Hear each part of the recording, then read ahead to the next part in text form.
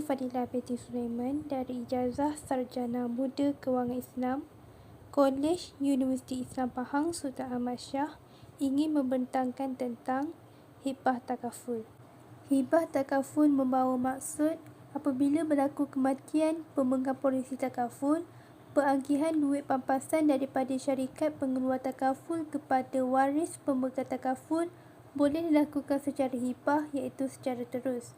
Melalui hibah takaful, individu tersebut boleh menghibahkan hartanya kepada sesiapa sahaja sama ada keluarga ataupun bukan semasa individu tersebut masih hidup.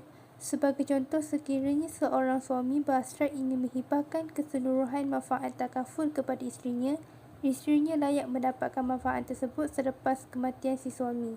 Konsep hibah takaful ini perlulah difahami oleh pelanggan kerana sebelum memberi hibah atau dikenali sebagai al-wahib, maka apa yang perlu dilakukan adalah yang pertama, pemilik mutlak kepada harta yang ingin dihibahkan, yang kedua, mempunyai kelayakan untuk memberi hibah, dan yang ketiga, berkuasa penuh ke atas harta tersebut. Manakala bagi penerima hibah iaitu al-mahwub lahu, yang pertama mestilah penerima daripada kalangan kanak-kanak atau orang kurang upaya. Yang kedua, boleh dilantik penjaga atau pemegang amanah bagi menjaga harta yang diterima mereka. Yang ketiga, penerima hibah wujud ketika hibah dilakukan. Dan yang terakhir, penerima hibah boleh menguasai jumlah manfaat yang dihibahkan kepadanya. Terdapat 8 kelebihan hibah takaful iaitu penerima mutlak, wang tunai boleh didapati dengan cepat, kebebasan menukar nama penerima hibah, polisi tidak dibekukan, pengganti pendapatan, tiada kos guaman, menyelesaikan hutang, dan yang ke-8 adalah dana pendidikan anak-anak. Dalam hibah takaful ini terdapat dua isu yang perlu diambil berat di mana penerima hibah tidak pandai menguruskan wang. Sebagai contoh, Fatimah yang baru kehilangan suaminya telah menerima papasan takaful sebanyak RM500,000.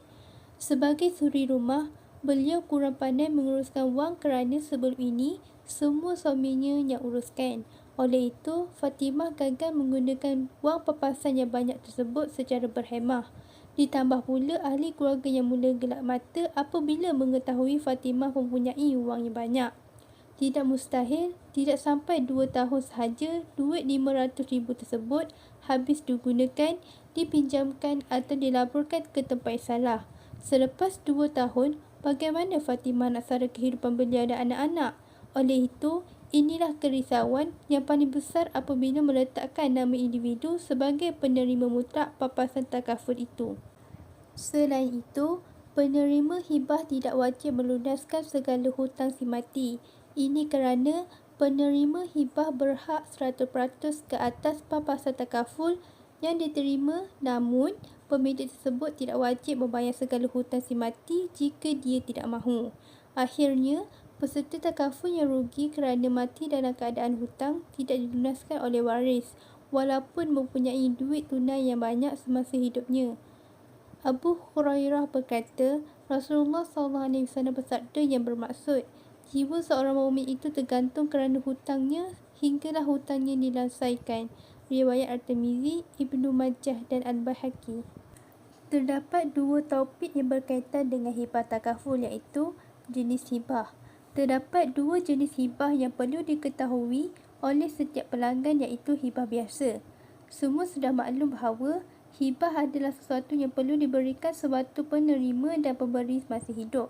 Sebagai contoh, seorang bapa ingin menghibahkan sebidang tanah kepada anaknya. Bapanya terus ke pejabat tanah dan menukarkan nama pada geran. Bapa tersebut menghibahkan sebidang tanah itu kepada anaknya supaya anaknya itu tidak perlu risau mengenai faraid kerana namanya sudah termaktub untuk sebidang tanah tersebut. Selain itu, hibah amanah pula adalah sebuah pemberian secara terus kepada penerima hibah.